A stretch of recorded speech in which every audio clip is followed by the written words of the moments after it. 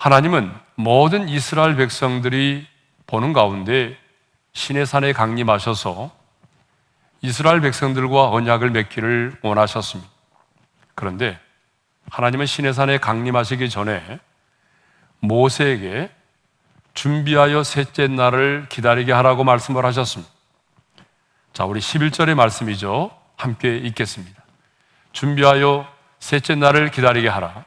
이는 셋째 날에 나 여호와가 온 백성의 목전에서 시내산에 강림할 것임이니 막연하게 하나님의 강림을 기다리지 말고 준비하여 하나님의 강림을 기다리게 하라고 말씀을 하셨습니다. 그래서 이스라엘 백성들은 자신들이 입고 있던 옷을 빨고 그리고 경계선을 침범하지 않고 여인을 가까이 하지 않으면서 성결을 준비하여 셋째 날을 기다렸던 것입니다.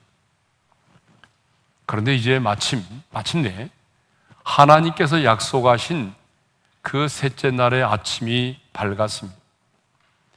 그래서 오늘 본문은 셋째 날 아침으로 시작을 하고 있습니다. 어쩌면 많은 이스라엘 백성들은 과연 하나님께서 셋째 날에 강림하실까? 아니, 하나님이 강림하신다고 한다면 어떤 모습으로 강림하실까를 생각하면서 잠을 이루지 못했을 것 같습니다. 자, 그런데 이제 마침내 하나님께서 약속하신 그 셋째 날의 아침이 밝았습니다. 그러면 하나님이 약속하신 셋째 날의 아침은, 셋째 날에 하나님은 어떻게 강림하셨을까요? 자, 오늘 보면 16절 상반절의 말씀을 우리 함께 읽겠습니다. 다 같이요. 셋째 날 아침에 우레와 번개와 빽빽한 구름이 산 위에 있고, 자, 셋째 날 아침에 하나님께서 시내산에 강림하셨는데요, 모든 사람이 볼 수 있도록 강림하셨습니다. 자, 우레와 번개가 있고 빽빽한 구름이 산 위에 있었다라고 말하고 있어요. 자, 여기서 우레는요, 천둥을 일컫는 말이죠. 그리고 번개는 초월적인 섬광을 말합니다. 그런데 이 번개로 사용된 단어가 복수이니까 단 한 번만 번개를 치는 것이 아니라 계속되는 섬광들이 번쩍번쩍거리면서 이제 비치고 있었습니다. 그리고 빽빽한 구름이 산 위에 있었습니다. 빽빽한 구름은요, 일반적인 구름이 아니라 굉장히 두꺼운 구름, 많은 구름을 말하죠. 그러니까 우레와 번개는 누구도 근접할 수 없는 하나님의 영광과 권능과 위엄을 말하고, 빽빽한 구름은 강력한 하나님의 임재를 상징하는 것입니다. 그런데 거기서 끝나는 것이 아니라 진중에 있는 모든 백성이 다 듣고 두려워 떨 정도로 매우 큰 나팔 소리가 하늘과 땅에 울려 퍼지고 있었습니다. 자, 우리 16절 하반절의 말씀을 읽겠습니다. 다 같이요. 나팔 소리가 매우 크게 들리니 진중에 있는 모든 백성이 다 떨더라. 자, 그러면 이 나팔은 누가 불었을까요?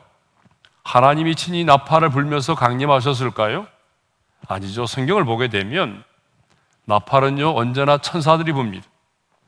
그러면 왜 하나님이 시내산에 강림하실 때 천사들은 나팔을 불었죠? 하나님의 영광스러운 강림을 선포하기 위해서 나팔을 불었던 것입니다. 자, 성경을 보게 되면 나팔은요, 왕이 임하실 때, 그리고 어떤 시작과 선포를 알릴 때에 천사들이 나팔을 불었어요. 이렇게 하나님이 약속하신 셋째 날 아침에 시내산에 강림하실 때에 모세는요, 그 하나님을 맞으러 나아갔습니다. 그런데 모세 홀로 나간 것이 아니라 이스라엘 백성들을, 그 진 가운데 있는 이스라엘 백성들을 거느리고 이스라엘 백성들과 함께 하나님을 맞으러 나아갔다는 거죠. 자, 17절의 말씀을 함께 읽겠습니다. 다 같이요. 모세가 하나님을 맞으려고 백성을 거느리고 진에서 나오매 그들이 산 기슭에 서 있는데 하나님이 시내산에 강림하셨을 때 모세는 홀로 하나님을 맞으러 나가지 아니하고 텐트 속에 있던 이스라엘 백성들로 하여금 진 밖으로 나오게 해서 그들을 거느리고 하나님을 맞으러 나가 산 기슭에 서 있었다라고 하는 것입니다. 여기서 중요한 것은 하나님께서 이스라엘 백성들을 만나시려고 친히 찾아와 주셨다는 것입니다. 그렇습니다, 여러분. 우리 기독교는요, 하나님께서 주도적으로 우리 인간을 찾아와 주시고 우리 인간을 만나 주시는 종교입니다. 그러면 우리가 해야 될 일이 뭐죠?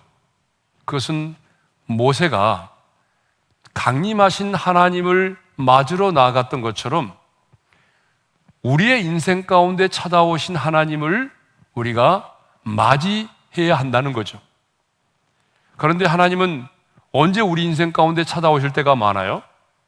여러분의 인생의 풍랑 가운데, 그러니까 내 인생의 풍랑 가운데 찾아오신 하나님, 내 인생의 밤 가운데 찾아오신 하나님을 우리도 그 하나님을 맞아야 한다는 거죠. 그런데 나 홀로 하나님을 맞으려고 하는 것보다는 내 사랑하는 가족들과 함께 주님을 맞이할 수 있어야 된다는 것입니다. 우리 주님이 재림하시는 그 영광스러운 그날에도 나 홀로 주님을 맞는 것이 아니라 내 사랑하는 가족들과 함께, 내가 기도했던 그 많은 사람들과 함께 이 땅에 오신 주님을 맞이할 수 있기를 바랍니다. 18절을 보게 되면 시내산에 강림하신 그 하나님의 강림을 좀 더 리얼하게 설명하고 있어요. 자, 우리 18절의 말씀을 함께 읽겠습니다. 다 같이요. 시내산의 연기가 자욱하니 여호와께서 불 가운데서 거기 강림하심이라. 이번에는 하나님이 불 가운데 강림하셨다라고 말씀하고 있어요. 왜 하나님은 불 가운데 강림하셨을까요?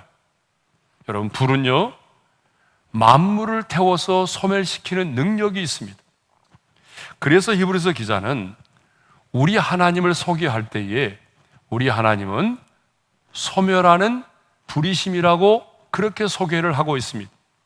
그러므로 하나님께서 불 가운데 강림하셨다라고 하는 것은 모든 죄와 불의에 대하여 진노하시며 그 죄에 대하여 심판하시는 분이심을 드러내기 위해서 하나님은 불 가운데 강림하신 것입니다. 하나님이 불이시다라고 하는 말이 아닙니다. 하나님이 불 가운데 강림하신 것은 우리 하나님은 죄와 불의에 대하여 진노하시고 그 죄에 대하여 심판하시는 하나님이심을 드러내기 위해서 하나님은 이 불 가운데 강림을 하셨던 것입니다. 그래서 우리가 성경을 보게 되면 하나님의 심판이 언급될 때마다 불이 나옵니다. 그래서 우리 예수님도 세상 끝날의 심판을 이렇게 말씀하셨어요. 우리 함께 읽겠습니다. 다 같이요. 세상 끝에 천사들이 와서 의인 중에서 악인을 갈라내어 불뭇불에 던져 넣으리니 거기서 울며 이를 갈리라. 그래서 우리 하나님께서 불의와 죄에 대하여 진노하시고 그 죄에 대하여 심판하시는 분이심을 드러내기 위해서 하나님이 불 가운데 강림을 하셨다는 것입니다. 이렇게 모세가 이스라엘 백성들을 거느리고 하나님을 맞으러 나갔을 때에 점점 나팔 소리가 커지기 시작하더니 모세의 말에 하나님께서 음성으로 대답을 하셨습니다. 자, 이러면 19절의 말씀을 함께 읽겠습니다. 다 같이요. 나팔 소리가 점점 커질 때에 모세가 말한즉 하나님이 음성으로 대답하시더라. 그렇다면 여러분, 하나님은 살아계시고 하나님은 영이시기 때문에 형상은 없지만 하나님의 사람들은 하나님의 음성을 들을 수 있어야 한다는 거죠. 그러면 우리는 어떻게 하나님의 음성을 들을 수 있나요? 여러분, 우리도 하나님의 음성을 들을 수 있습니다. 어떻게 하나님의 음성을 들을 수 있나요? 물론 특별하게 어떤 사람들에게는 하나님의 음성을 직접 듣는 경우도 없지 않아 있지만, 오늘 이 시대는 성령의 감동으로 기록된 말씀을 통해서 하나님이 우리에게 말씀하신다는 거죠. 예? 왜 하나님은 성령의 감동으로 기록된 말씀을 통해서 우리에게 직접 말씀하실까요? 그것은 하나님의 말씀은 영이요 생명이기 때문입니다. 하나님의 말씀이 영이라고 하는 것은, 영은 시간과 공간을 초월하는 것입니다. 그러니까 하나님께서 모세에게 하셨던 말씀, 그리고 이스라엘 백성들에게 하셨던 말씀은 시간과 공간을 초월해서 오늘 이 시대를 살아가는 저와 여러분들에게 주시는 말씀이 되는 거죠. 그렇기 때문에 우리는 성령의 감동으로 기록된 말씀을 통해서 하나님의 음성을 오늘 또 들을 수 있는 것입니다. 또 여기서 중요한 것은, 하나님이 모세의 말에 대답하실 때에 모든 이스라엘 백성들이 알아들을 수 있는 언어와 소리로 하나님이 대답하셨다는 것입니다. 말씀하셨다는 거죠. 자, 만일 하나님께서 우리 인간들이 알아들을 수 없는 천상의 언어로 말씀을 하셨다고 한다면 여러분 어떻게 될까요? 이스라엘 백성들은 하나님의 뜻이 무엇인지를 헤아릴 수가 없게 될 것입니다. 그리고 이후에 모세가 어떤 말을 할지라도 그 모세 입에서 나오는 말을 신뢰하지 못하게 될 것입니다. 만일 하나님이 천국의 언어로, 지상의 언어가 아닌 천국의 언어로만 말씀을 하신다고 한다면 이 땅에 있는 수많은 사람들은 그 하나님의 말씀을 들어도 이해할 수가 없고 하나님의 뜻을 분별할 수가 없을 것입니다. 21절을 보게 되면 하나님은 시내산에 강림하시고 모세를 다시 산 위로 부르셨습니다. 그리고 모세에게 이렇게 말씀하십니다. 모세야, 너는 내려가서 백성을 백성들에게 경고하라고 말씀하십니다. 자, 우리 21절의 말씀을 함께 읽겠습니다. 다 같이요. 여호와께서 모세에게 이르시되 내려가서 백성을 경고하라. 백성이 밀고 들어와 나 여호와에게로 와서 보려고 하다가 많이 죽을까 하노라. 하나님은 모세에게 내려가서 백성을 경고하라고 말씀하셨어요. 무엇을 경고하라는 얘기입니까? 이스라엘 백성들이 그 시내산의 그 엄청난 영광을 보고 혹시나 호기심 때문에 경계선을 넘지 않도록 하나님께 근접하지 못하도록 경고하라는 거죠. 그 이유는 나 여호와에게로 와서 보려고 하다가 많이 죽을 수 있기 때문이라는 거죠. 그런데 하나님은요, 우리 지난번에 살펴보았잖아요. 시내산에 강림하시기 전에도 모세에게 동일한 경고를 하셨어요. 그래서 이스라엘 백성들에게 하나님이 임재하시는 그 산에 경계선을 넘어 침범하지 말도록, 그리고 만일에 그 경계선을 넘어오는 자는 반드시 죽임을 당할 것이라고 하나님이 이미 경고를 하셨어요. 그런데 하나님은 또다시 시내산에 강림하셔서 다시 모세를 부르시고 또다시 반복해서 백성들에게 경고하는 것입니다. 왜 그럴까요? 이 경고의 말씀이 그들을 죽음으로부터 죽음을 면할 수 있는 축복이 되기 때문에 그래요. 그래서 하나님은요, 가장 먼저 백성들을 경고하신 것입니다. 네. 뿐만 아니라 이 경고의 말씀은 오늘 이 시대를 살아가는 우리들에게도 신앙의 경계선을 넘지 말아야 된다라고 하는 교훈을 주고 있습니다. 신앙생활을 하는 우리들에게도 넘어서는 안 되는 경계선이 있습니다. 아니, 정말 넘어서는 안 되는 신앙의 국경선이 있습니다. 그리고 끊임없이 우리는 신앙의 경계선을 넘지 말 것을 경고해야 합니다. 그런데 언제부턴가 교회 안에서도 보게 되면 하나님의 심판에 대한 경고의 말씀이 사라져가고 있습니다. 사람들이 듣기 좋아하는 축복과 위로의 말만 하고 있어요. 분명히 하나님의 심판에 대해서 경고하시는데 교회 안에서 하나님의 심판에 대한 경고의 말씀이 사라져가고 있습니다. 우리는 내 자신에게도 스스로 경고할 뿐만 아니라 내 사랑하는 자녀들에게도, 여러분들이 주일학교 교사라고 한다면 내 사랑하는 제자들에게도 신앙의 경계선을 넘지 않을 것을, 신앙의 경계선을 넘지 않도록 경고를 해야 한다는 것입니다. 왜냐하면 그 경고는 그 사람의 영혼을 살릴 수 있는 유일한 길이기 때문이죠. 자, 이렇게 경계선을 침범하지 말 것을 경고하신 하나님은 이어서 제사장들에게 그 몸을 성결히 할 것을 요구하고 계십니다. 자, 22절의 말씀이죠. 우리 함께 읽겠습니다. 다 같이요.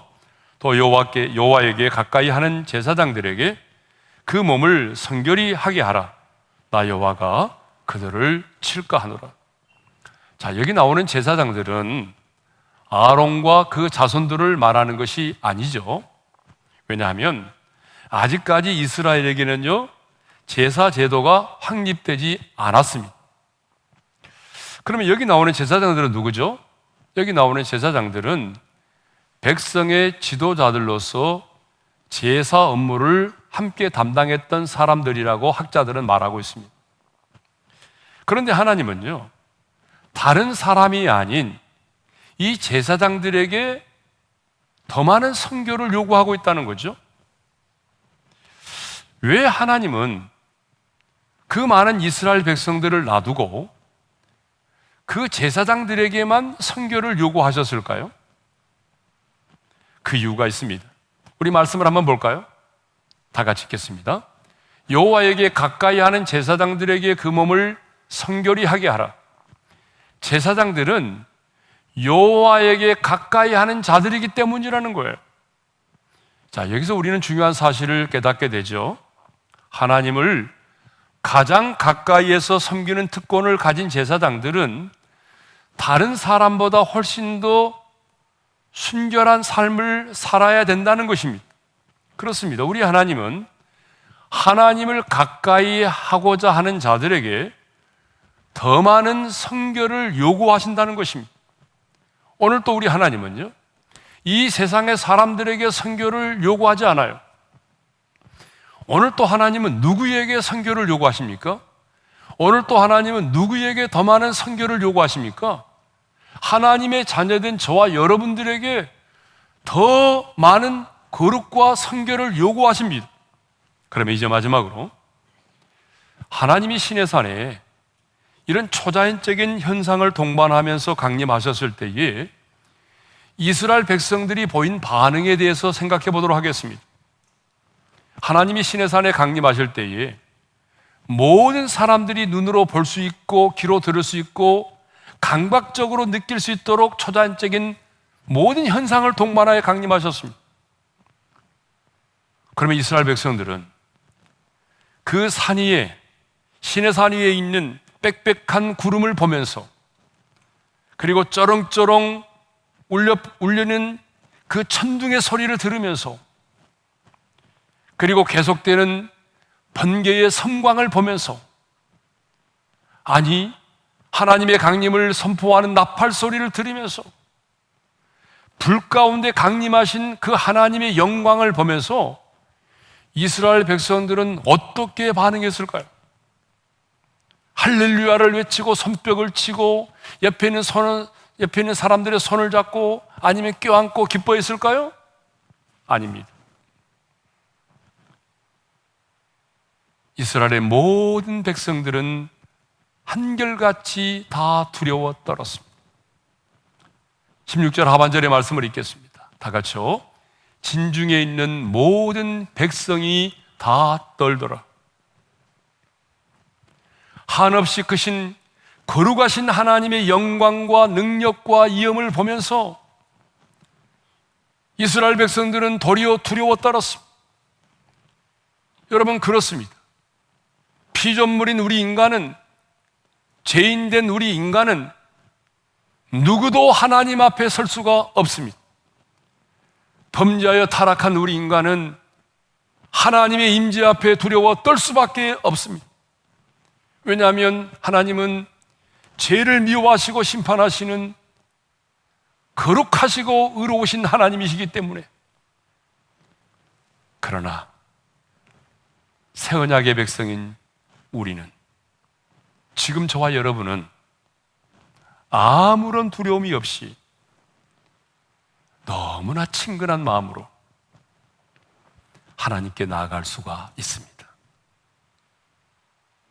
이것이 율법 아래 있던 옛 언약의 백성들과 새 언약의 백성인 우리가 누리는 신앙의 특권이 다르다는 것입니다. 히브리서 10장 19절의 말씀을 읽겠습니다. 다 같이요.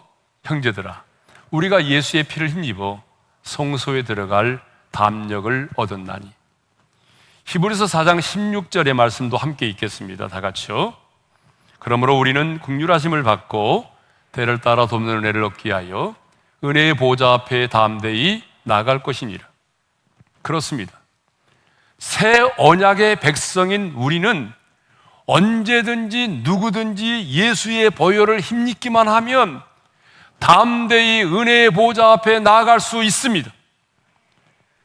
여러분, 신의 산에 임하셨던 그 영광보다도 더 거룩하고 더 영광스러운 은혜의 보좌 앞에 우리는 나아갈 수가 있습니다. 그것도 마지못해 나가는 것이 아니라 아주 담대히 당당하게 나아갈 수가 있습니다. 아니, 나아가는 정도가 아니라 주님의 품에 안겨서 참된 안식과 평안까지도 누릴 수 있습니다. 왜 그럴까요? 그것은 하나님의 아들이신 예수님이 2000년 전에 인간의 몸을 입고 이 땅에 오셔서 저와 여러분의 죄를 담당하시고 십자가에 피흘려 죽으심으로 우리의 죄값을 완벽하게 지불하셨기 때문입니다. 그래서 예수님이 십자가에 달려 죽으실 때 다 이루었다라고 말씀하셨잖아요. 다 이뤘다는 말이 무슨 말입니까? 죄값을 완벽하게 지불했다, 청산했다는 말이에요. 그래서 예수님이 십자가에 달려 죽으실 때에 하나님의 임재가 있는 지성소를 가로막고 있던 성소의 휘장이 위에서부터 아래로 찢어졌잖아요. 그래서 누구든지 예수의 보혈을 힘입기만 하면 하나님의 보좌 앞으로 나아갈 수 있도록 하나님이 새로운 길을 열어주셨단 말이죠. 뿐만 아니라 우리는, 새 언약의 백성인 우리는 신분이 바뀌었어요. 우리가 율법 아래 있을 때 우리의 신분은 죄의 종이었습니다. 그러나 이제는 예수를 믿음으로 말미암아 의롭다함을 얻은 우리는 의의 종입니다. 아니, 하나님의 자녀가 됐어요. 하나님의 자녀가 되는 권세를 얻었습니다. 그렇기 때문에 우리는 언제든지 누구든지 예수의 보혈을 힘입기만 하면 신의 산의 영광보다 더 아름답고 더 풍성한 그 은혜의 보좌를 향해서 나아갈 수가 있는 것입니다. 이것이 바로 새 언약의 백성에 누리는 특권이고 축복입니다. 저는 우리 오륜의 성도들이 새 언약의 백성으로서 이 놀라운 영광스러운 특권을 풍성하게 누리며 살기를 소망합니다.